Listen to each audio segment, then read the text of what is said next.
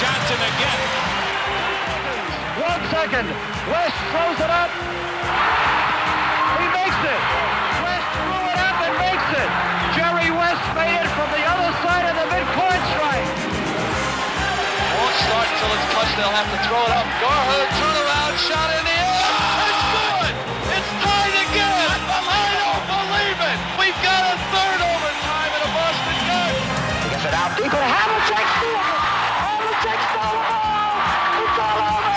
It's all over. Irving to Cheeks, back to Irving, sets himself from behind midcourt. It's on time, he made it! Julius Irving with a three-point shot from behind midcourt has won the game for the Philadelphia 76ers. Here's Isiah. Let's see what we got. Go!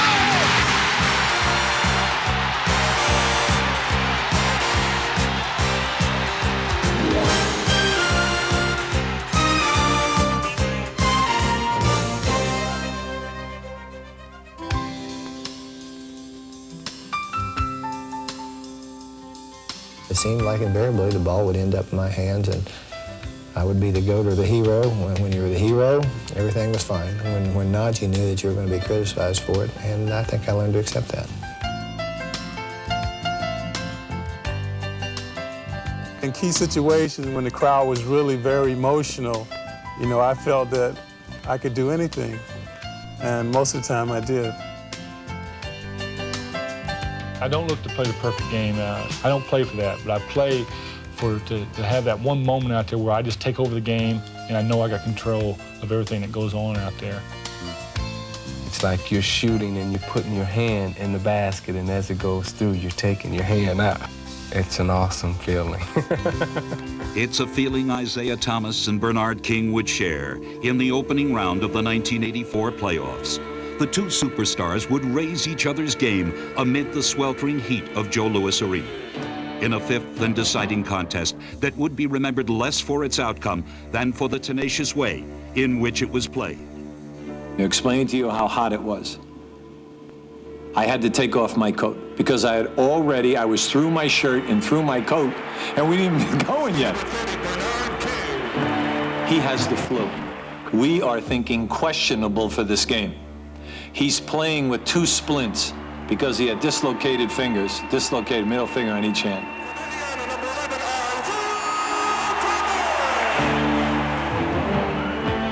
Well, you're looking at one of the most spectacular players in the game, a person who has abilities that surface at crucial times. But it was King who would surface first, soaring above the Pistons' swarming defense and scoring at will. Here's King. Shattering Elgin Baylor's 5-game playoff scoring record along the way. I was at the point I was beside myself. I would say we tried at least 3 or 4 people, and in many instances doubling people, but it really didn't make any difference because he was going to get his no matter what. But while King was unstoppable, Isiah was slow in getting started, and the Pistons struggled to stay in the game. Because up until a minute and 30 seconds, he was having a subpar performance. But the gong went off. Isiah's got it back from the top. Yes! Needed that. What happens? He clicks on, and all of a sudden, the ball is his, the game is his. To Isiah in a hurry. With a minute and 45 seconds to go, we're up double figures. Isiah Thomas has been held by Rory Sparrow and Darrell Walker, and all of a sudden, Isiah goes off. Scores 16 points in 1 minute and 33 seconds. And the foul! You say, my God, did I see this or am I dreaming this? I think everyone knew pretty much it would get down to these two people. King was pretty consistent all night at being spectacular. Isiah picked the moments. Puts the defense through the hole, throws it up, and he is fouled. He did it in a hurry, that helped. Yes, he did. Hubie Brown's up off the bench going crazy. We were fouling him when we shouldn't even foul him. The magical players, the Isiah Thomases, answering the bell. They demand the ball. The players who are playing with them feel the electricity. But in that fourth quarter, and then into the fifth quarter, Bernard King just would not let us lose. Here's King over Curran. Yes! Bernard King. Those great individuals that we have in the league, the Magics, the Birds, the Bernard Kings, the Isiah Thomases, have some special way of getting to other levels. Well, when you take the heat Castellampier on top by Isiah, three-pointer. and the pressure of the game, Lewis went up with the left hand. King with a sensational rebound. I've had people say to me that they thought that it will go down as one of the 5 greatest games ever played in the NBA.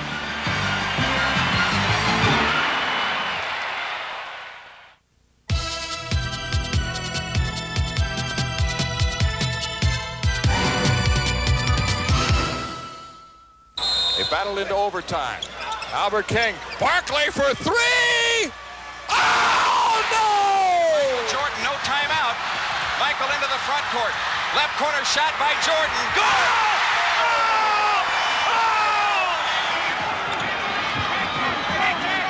Harper. On line with 1 second to go. Comes into Tucker. Ewing sets a screen. The shot is off.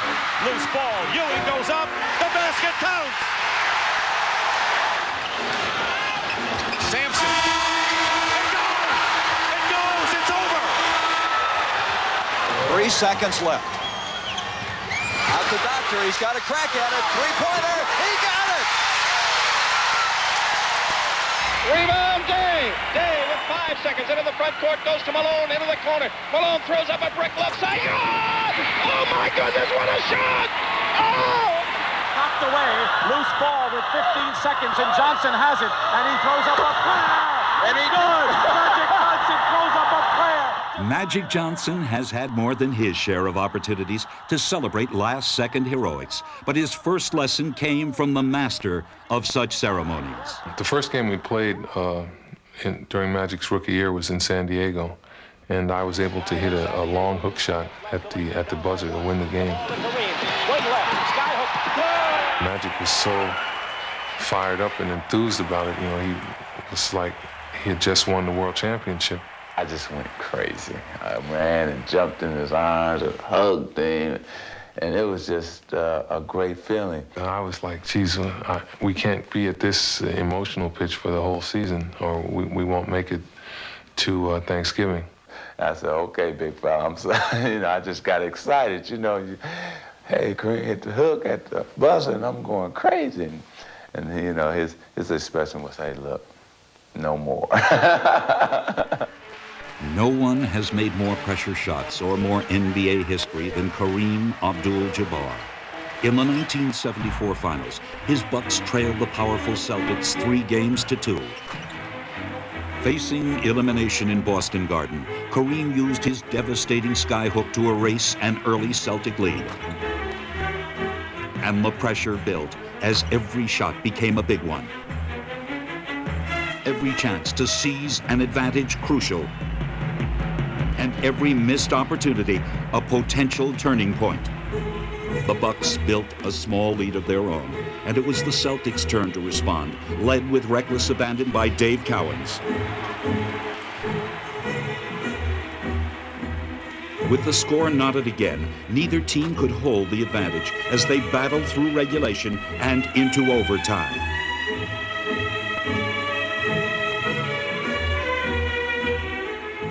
True to their tradition of last-minute heroics, the Celtics got stronger as the game grew longer, and the Boston faithful expected a familiar outcome.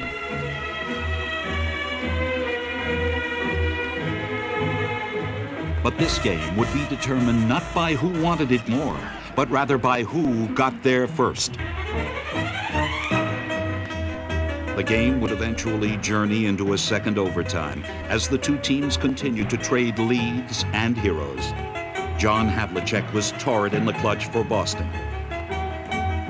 And the legendary Oscar Robertson was the perfect complement to Kareem at the other end of the floor. The pressure of the game brought out the best in both teams as the lead would change hands 11 consecutive times.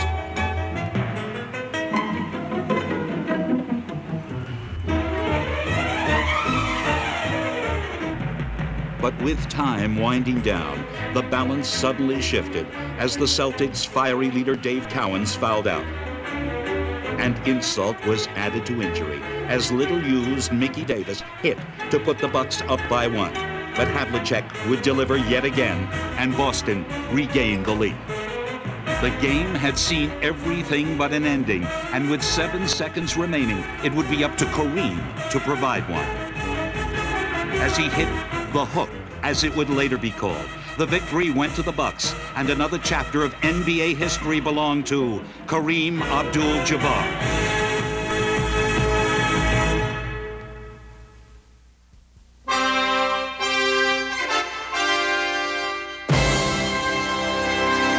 In 1982, Atlanta trailed Milwaukee by 1. The Hawks inbound the ball, but Atlanta's hero would turn out to be the Bucks' Harvey Catchings, who knocked the ball into his own basket at the buzzer, giving Atlanta an incredible but true victory. When Kareem Abdul-Jabbar and his Milwaukee Bucks took the floor against the New York Knicks, leading 86-68 with 5:50 remaining, their thoughts were of running out the clock on a certain win. But their 86th point would be their last. And as missed shots piled up, this suddenly bizarre contest had their full attention. Rebound, Jabbar, no good. Rebound to Busher. New York ball. Ahead it goes to Bradley. A 3-on-2 to Monroe. Baseline jump. Yes. 86-77. And suddenly it's become a ball game. To the corner. He stops. Fade away. Yes. 86-78. Things have turned. Hands to Monroe. Monroe drilling right. Gives to the Busher. Long jump. Yes. 86-81. Look at Bradley. Fast break. Gives to Monroe on the right. He pulls up. Here's the jump. Yes. 86-83. Clyde is on the line. He can move it within 1. It is now to 1. So Allen will go to the line. He is a very good foul shooter. 91%. The first of them. He missed a clutch free throw. Now the second. It is up. No good. Rebound Reed. Cuts to the foul line. Fakes. Hands to Monroe. Side jump. Yes. The Knicks lead by 1. 87-86 to Jabbar. It's short. And the Knicks have stolen the ball game. 13 years later, history would repeat itself. The Philadelphia 76ers appeared to be cruising to an easy victory over the Washington Bullets in Game 1 of their playoff series, leading by 17. With just over 3 minutes left on the clock, the game seemed sewn up, but nobody told the Bullets. Following Sedale Threatt's foul shot, Philly would not score again. And as Washington gained momentum, the game and the 76ers began to unravel. The Bullets reeled off an unbelievable 15 straight points to pull within 2. And though their efforts seemed destined to be wasted as Dr. J stepped to the line, the Bullets still had one more miracle left. Here's the play. Dudley Bradley has the ball launched. Good.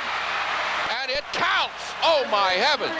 The most unlikely guy in all of basketball to shoot that shot fires it as the clock expired.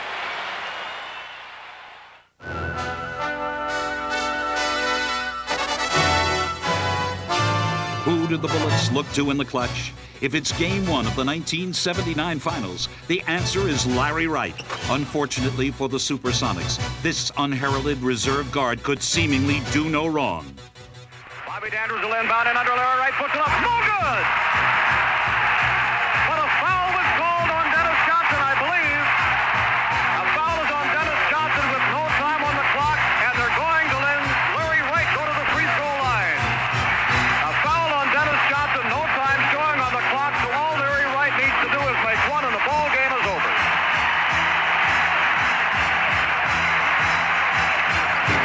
This is his first foul shot. He still has 2. It is not over. All he needs to do is make 1. A lot of pressure, but he's been striving under it all afternoon. It goes into the ball game. On that day, Larry Wright shed his anonymity and stood alone in the spotlight. Now it goes to Kareem. But sometimes the glare of the spotlight becomes harsh, on its would-be heroes. 10 seconds. Ellis. They bring it down to the last shot. They don't want to give the Lakers a trip. Lakers don't want to foul. 2 seconds. Time is going to run out. Regulation has ended. Derek Harper didn't know how much time was left on the clock. We're headed for overtime in Dallas. I tell you what happened, Brett. Harper thought they were leading the game by 1 point because he was running out the clock. I bet he thought they were leading the game by a point instead of the game being tied because he ran the clock out and he thought right then that Dallas won the game.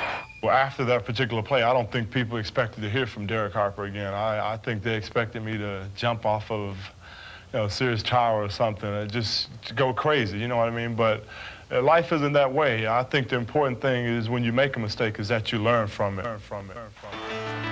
Dallas has got the ball with 19 seconds left, down by a point. Do you have the nerve to say, I'm going to pull the trigger with about 3 or 4 seconds to go. If it goes in, we win. If it doesn't go in, we don't. Harper with the ball against Cooper. McGuire drives, misses it. Ball is free on the floor. Harper for 3. He got it! He got it with 3 seconds to go! Lakers will call time, down by 2, and Derek Harper has done it! When vengeance is the inspiration, redemption only comes with victory. The 1981 Eastern Conference Finals were here, and back to wage their annual war with the arch-rival Boston Celtics and Philadelphia 76ers. From the opening tip, the usual carnage ensued as the Sixers fought to a 2-1 series lead. Philadelphia continued to take it to Boston in the Spectrum, and with their fast break-in gear, they had the Celtics on the run. And seemingly on the ropes, as Bobby Jones' last-minute interception preserved the win and gave the Sixers a commanding 3-1 series lead.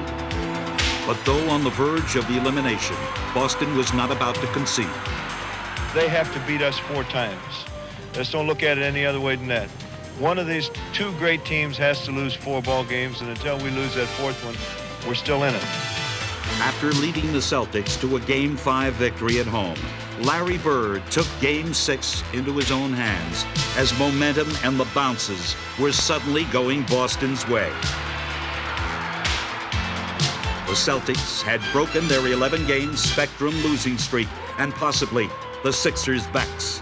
We felt it really shocked them and really tore them apart because now it's 3-3 and we're coming back to the Garden. And that was just a game, whoever had the most guts and the most determination was going to win that game. The doctor was determined not to let the series slip away, and the Sixers began the game with fire in their eyes. But Bird quickly doused the flame as he refused to be denied. Boston was within 1 with seconds remaining, and as the Celtic defense shut the Sixers down, Bird once again came up with the ball. The Celtics had one final chance. It was all Bird needed, and it was desperation time for Philly. Bobby Jones is going to put the ball in the play. And the pass hits the top of the backboard, and it's over. It's over. It was an alley-oop play, and Boston was back to the series. They won 3 in a row. They came from 3-1 down, and they have won the series. It's all over. It's all over. A year later, the Celtics found themselves in the same predicament. Trailing the 76ers 3-1, they were once again looking for divine intervention. But Philly was confident that lightning couldn't strike twice. Could it? But with every Celtic basket and every Sixer misfire, it was becoming apparent that last year was more than just a memory.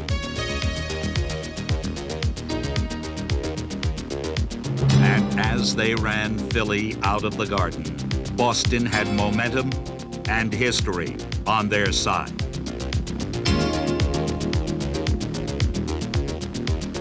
Philly looked homeward for salvation. And they found temporary refuge in an early lead.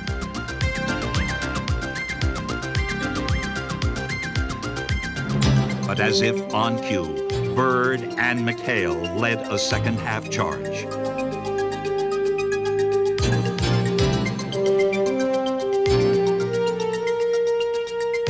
The nightmare was recurring, and as the Celtics celebrated in Philadelphia, the Sixers agonized over returning to Boston and the ghosts of Celtic past.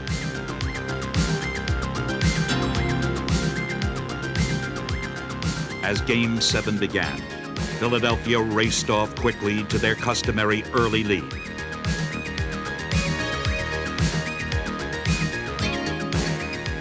But this time they would refuse to relinquish it. And as it became clear that Philly had finally earned the right to move on, Boston Garden echoed with a stirring tribute.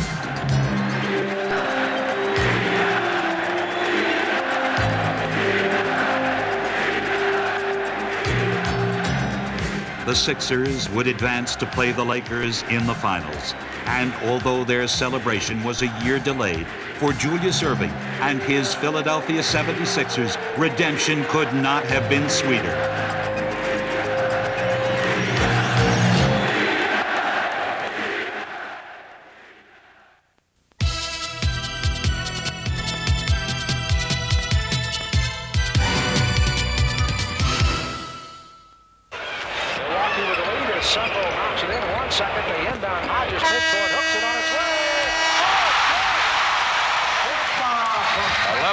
For 6 minutes, 59-52 at the buzzer. It's good! Tyler misses a follow, and Spiro comes out running. Unbelievable! Bagley at the buzzer. Oh, shot by John Bagley! 1 second to go. Unbelievable! Three-pointer. 77. Davis.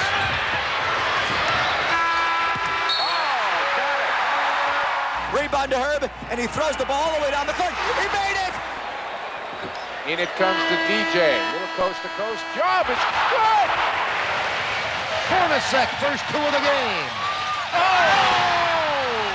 Out the hoop!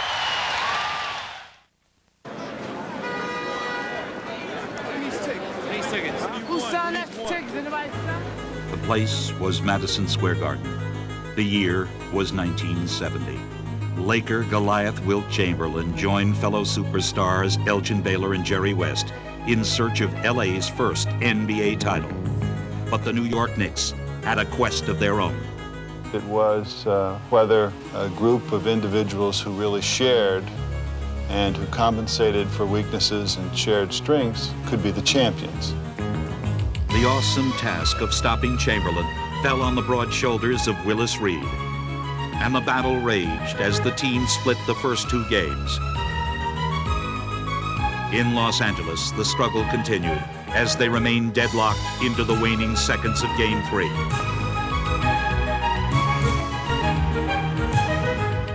7, 6, 5, the pusher shoots, hit with 3 seconds to go.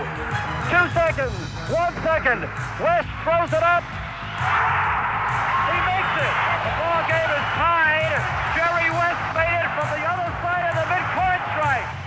Fans run out all over the floor. I mean, just chaos for a while. And the thing that Dick Barnett said to us when he came to the bench, he said, because we guys were kind of down a bit, he said, what's wrong with you fellas? He said, this game's not over. It just started. Taking their teammates' words to heart, the Knicks stole back the momentum and the series lead.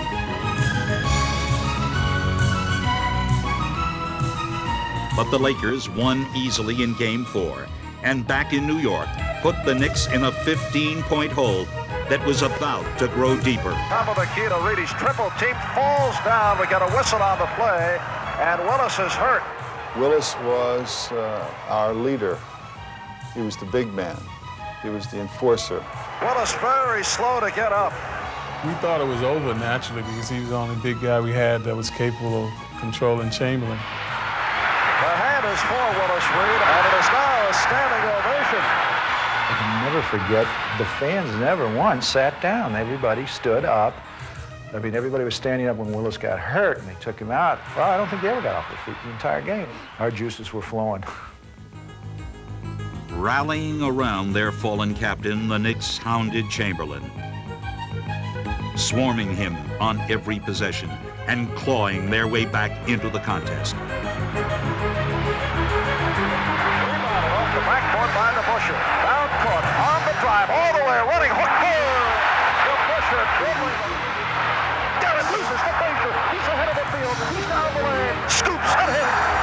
Hustle across the midcourt line, top of the key. Cross court on it from 20. He jumps. Yes! And the Knicks trail by one. As he drives left, picked up by Chamberlain in the corner. Outside Bradley, one-hander from 20. Yes! We're tied at 87. Late side Stallworth. He sets, now drives on Chamberlain. Past the basket. McKenna's good! This must go down as one of the great games in the history of the New York Knicks. But when the euphoria faded, the Knicks were left with the sobering reality of facing the Lakers without Reed. And with the Garden's divine inspiration 3,000 miles away, Game 5's magic quickly became a distant memory as Chamberlain shredded them for 45 points. The Knicks were left looking to Game 7 for another miracle. The Busher came by, and I was laying in the locker room on the table. He said, "Hey, big guy," I said, "if you can give us 20 minutes tonight, we're gonna win it." He said, "It's ours, you know." And I said, "Lord, I just hope I can go out there." I mean, you know, for all the years I've been in basketball, this is where I wanted to be. This is the time, the moment, the place, not quite the condition. The big question is, will Willis Reed play tonight? There is tremendous doubt. My decision was if I could walk anyway, you know, I was gonna play. Here comes Willis, and the crowd is going wild. I remember walking out on the floor that night and everybody saying to themselves, "Well, everything's all right. The captain is here." I said, "This is a heck of a predicament to be in, you know, because here I was injured, really, and trying to play against Wilt Chamberlain, who I thought was the greatest all-around offensive big man that ever played the game at that point." But Willis would not be alone. The Garden had been transformed into a sixth member of our team, and by far the most important member. Top of the key, off the screen, jump short. Rebounded by Bradley. New York ball, down court to Frazier. Got it by West, left side of the lane, outside Reed. Jumps from 20, yes! When he appeared, we went to one plateau. When the Garden reacted, we went to another plateau. When he hit his first two shots, we were gone. Inspired by their courageous captain, the Knicks never looked back, closing perhaps the most memorable chapter of this storybook season. Outside the Busher, in the corner Frazier. He drives to Barnett for a jump. Yes! It is Bedlam here at Madison Square Garden. It was destined to happen, and New York, it was New York's time.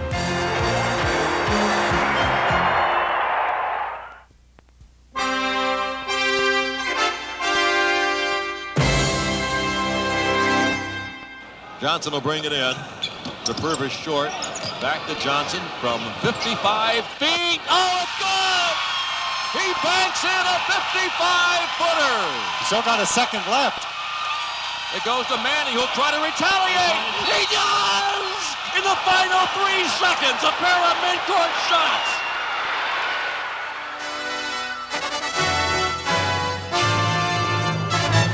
Meet Charles Oakley and Michael Cage. I look at Charles as the same type player as I am. We're blue-collar workers. You know, everybody likes the long jump shot, the dazzling dunks and everything, but the real men and the real dirty work is under the basket. They're rebounders. It's not an easy job. You really gotta have determination, a lot of heart, and willing to do it every night.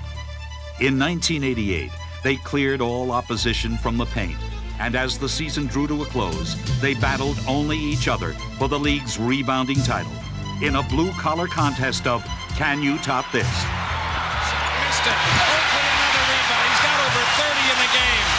When I got to the game, there was a sign in my locker telling me I needed 28 to win the rebounding championship. And obviously, I'd never gotten 28 rebounds before. I tell you, I got kind of nervous. I had 26 rebounds. I got to 27. Fatigue was setting in. My legs were cramping up. We got down to about 2 minutes to go. Seattle took a shot, missed a shot. I was running the basket. It was a race down to the finish, and I consider both of us, being champions. On June 4th, 1976, the Boston Celtics faced the Phoenix Suns in the 5th game of the NBA Finals. Later, many would simply call it the greatest game ever played. That was the greatest game I've ever been involved in. I remember it started one day and ended the next. It was after midnight before it was over. It was like 3 games in one almost, Everybody was just exhausted emotionally and physically. That championship series did not mean nearly as much to the Celtics as it would have meant to the Phoenix Suns. Heavily favored Boston had grabbed the first 2 games of the series before being stunned 2 straight in Phoenix. And as the venue shifted back to Boston Garden, each team was set to battle for the series lead. It would turn out to be a battle no one could have ever imagined.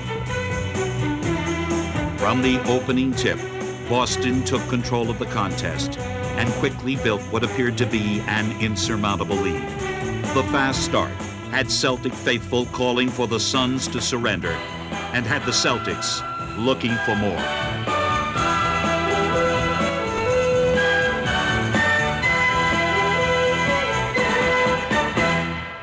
I remember that Boston had us down by 20 or 22 points. We had to call 3 timeouts in the first quarter. We were really reeling.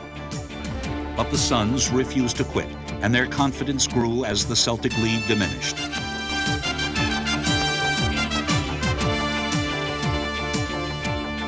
As history would later show, this game was far from over.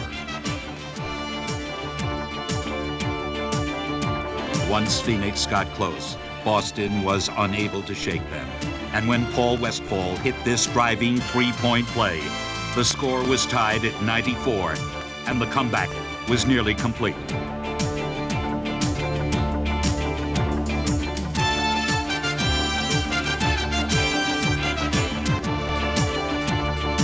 With 3 seconds remaining, Phoenix had a chance for victory, but Dave Cowens deflected the inbounds pass, and the 2 teams looked towards overtime, tied at 95. Going into the first overtime, we actually felt that we could beat them in the first overtime, especially once we came from 20 down. But it was Boston who struck first. And with Phoenix quick to answer, the chase was on. There were so many highs and lows. You thought you had it won, and all of a sudden you were elated. Within a second, it would turn around and you felt you were defeated. As the end of overtime approached, the score was still tied, but this time Boston would go for the win. Nelson, he waits, they set it up. It comes to Havlicek, deep in the corner. Havlicek's shot is not good. Second overtime coming up. As the 2 teams staggered into a second overtime, the pace raced faster. And you can feel the tension in the Garden start picking up and picking up. There was a lot of tremendous individual plays in those overtimes. By the end of the second OT, the challenge came not only from each other, but from within. 15 seconds to go. Phoenix down by 1. Here's a steal by Westphal to Van Arsdale to Perry. It won't go. Perry gets the rebound. Perry from the corner scores it. Curtis Perry scores it. 5 seconds to go. Oh, I don't believe it. I do not believe it. But Boston would still have one more shot. The guy we were most concerned about was Havlicek, and we wanted to have help, and I'll be a son of a gun if you didn't break loose.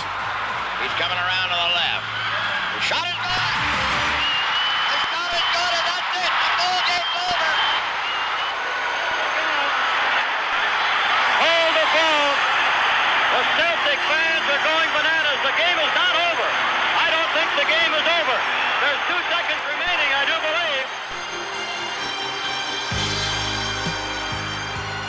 I remember thinking that we won, leaving the floor after that second overtime, and realizing that there was 1 second left on the clock, and they brought us back out. We were down by 1, and under the rules at the time, we would have to have the ball out underneath the basket, which makes it almost impossible to get the ball down the floor and get a good shot in 1 second. So we decided to call a timeout.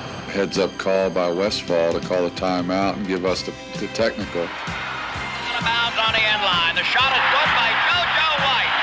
JoJo White made the free throw, put them up by 2, but we would still get the ball at half court. So instead of being down by 1, we'd be down by 2, but at least we'd have a chance to tie the game. 1 second remaining in the second overtime. We had a 2-option play, and one was designed for Paul Westphal down in the corner, and the other option was for Curtis Perry to throw the ball to Garfield Heard up the top of the key. Nelson stood between myself and the basket, so the only thing I could do was break out to get the ball. And I got a good pass from Curtis, and just kind of like instant reaction, just turn and shoot and hope that you get it off in time. Won't start until it's touched. They'll have to throw it up. Gar Heard, turnaround, shot in the air. It's good. It's tied again. I don't believe it. We've got a third overtime in the Boston Garden. And when I took the shot, if I don't know whether it's on the film or not, but I kind of looked over at the official to make sure. And when he threw his hand up in the air, I was just hoping that would go in. As two physically and emotionally drained teams pushed towards a third overtime, the only thing that didn't suffer was the quality of play.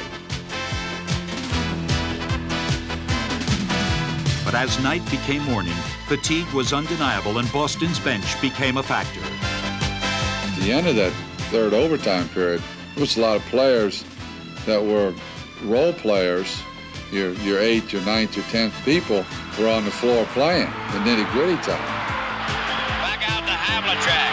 Underneath to McDonald. The fall away is Glenn McDonald! Glenn McDonald! But to counter Boston's depth, Phoenix reached deep inside. To the credit of our players, they never gave up. I'll say one thing about that 76 team. They refused to quit. In the final seconds, the Suns again closed within 2 points. And at this juncture of the game, anything seemed possible. But Westphal and the Suns would come up one miracle short. The Celtics would take a dramatic step towards their 13th title by winning the longest game in NBA Finals history.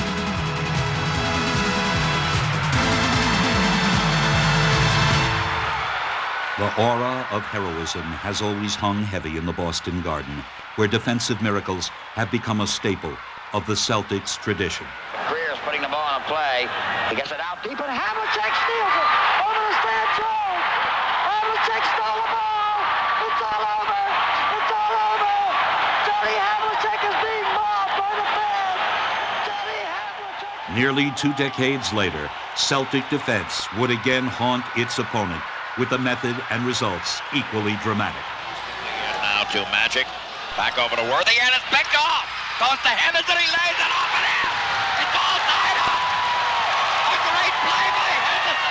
Henderson's heroics forced Game 2 of the 1984 Finals with LA into overtime. Boston would eventually win the key contest and go on to grab its 15th NBA title. And the echoes were once again awakened.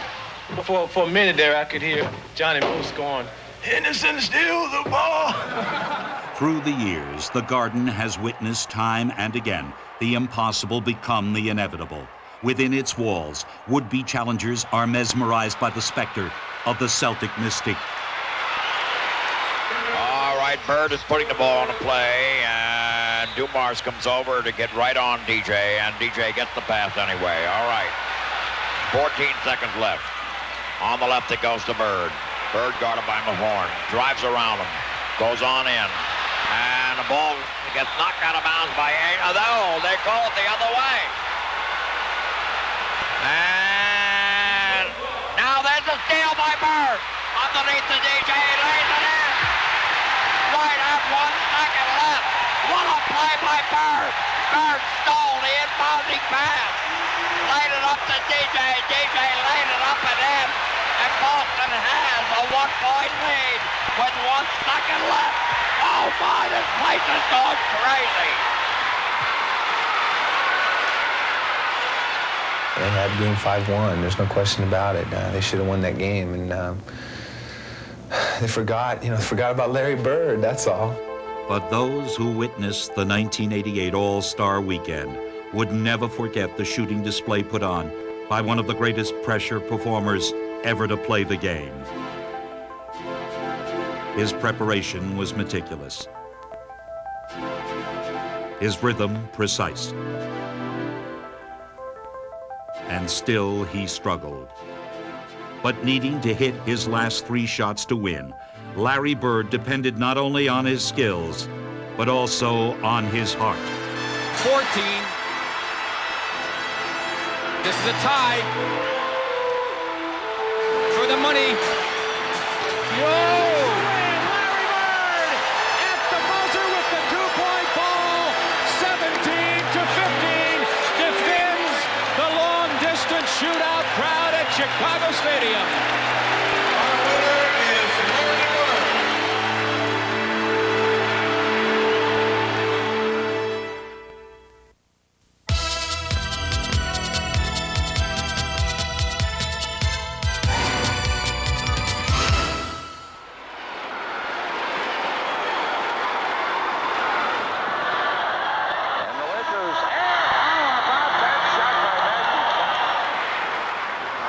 Here's Dennis, gets it into Bird. Larry, a runner.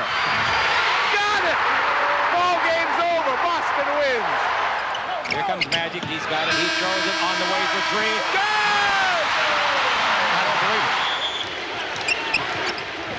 Ames to Bird. He gets a good shot in the Celtics winner. And here's Hanzig with the ball. A 3-pointer by Bill. The Notre Dame shot is an air ball taken by Magic. He throws to the other end. It went in! It went in! DJ again to make the inbounds pass. The double team in Bird. Larry, fake, fall away. Hits it! The buzzer! All right! Unbelievable. Grabs it, 5 on the 24, into Worthy, he falls down, makes his arch on Magic, 2 seconds left, Magic throws, it's 3 of it goes, and runs! 2-point Maverick lead. Bird's the man they want to have it, yes indeed. Bird for 3. Yes! Larry Bird for 3 with 4 seconds to go. Oh my God! Oh my God! Bill Russell and Bob Cousy, the cornerstones of Celtic tradition. Elgin Baylor and Jerry West, the nucleus of the arch-rival Lakers. In their inaugural clash, Bob Cousy would dramatically dribble out the clock in the Celtics' 7th game overtime win against the Lakers to give Boston the championship. This would become a familiar pattern, as these two teams would meet 5 more times in the 60s. A year later, it was Cousy again who controlled the ball as he closed out his Celtic career with another title at the Lakers' expense. In the team's 3rd meeting, it was Tom Heinsohn's turn to lead Boston past LA and to celebrate his retirement with a victory over the Lakers.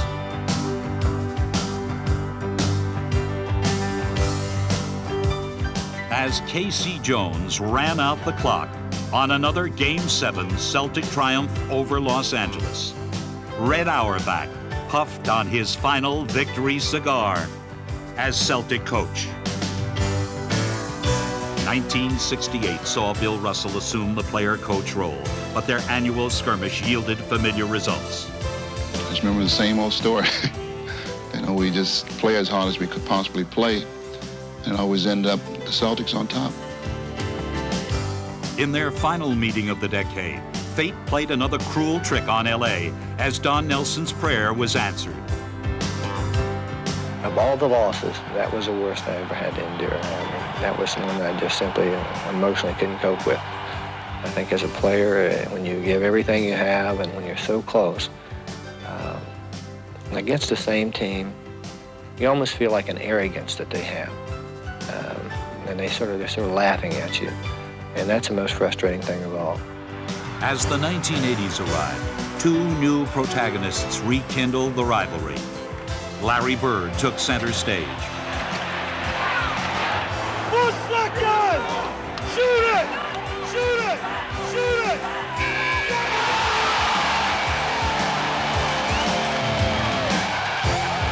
And the Celtics had picked up where they left off in 1969. Goes into the lane, jump pass back out to DJ. DJ throws on the top. Boston wins the all-important 4th game.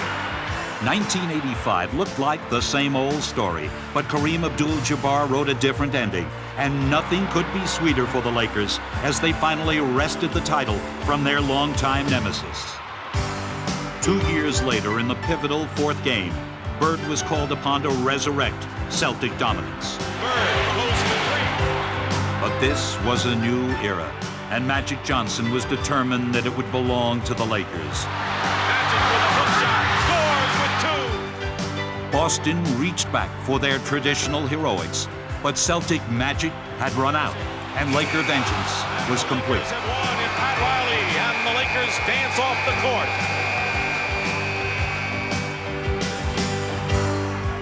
It was their time. They had established themselves as the team of the 80s.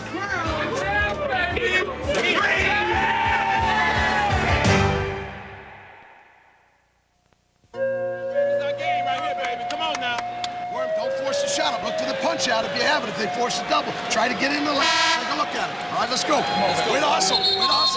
You're gonna take it now. Only one shot, baby. One shot. When the time for talking is over, and those with the courage take destiny in their hands, watch closely, because miracles happen quickly, and heroes are born in the blink of an eye.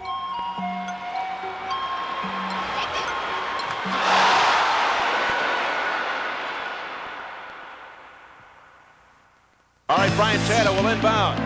He gets it over to the doctor. Tie ball game. Here's a shot, Julius. He scores! He scores at the buzzer.